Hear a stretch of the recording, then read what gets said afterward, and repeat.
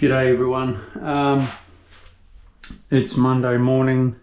I'm ready to do my walls.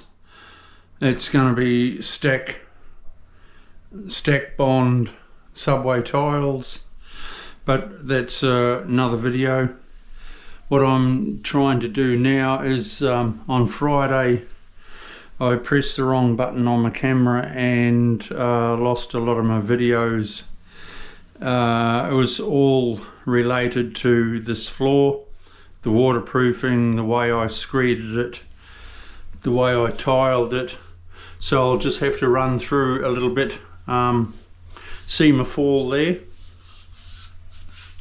I've got 30mm fall from here, and that there where my finger is the aluminium water stop. And the aluminium water stop is here as well, where my finger is. Goes along that grout line. A sheet of glass is going to be sitting on the floor there. There's no door or anything, and it's to a small shower. That's why I've given it heaps of fall. I've also got a water stop out here at the doorway.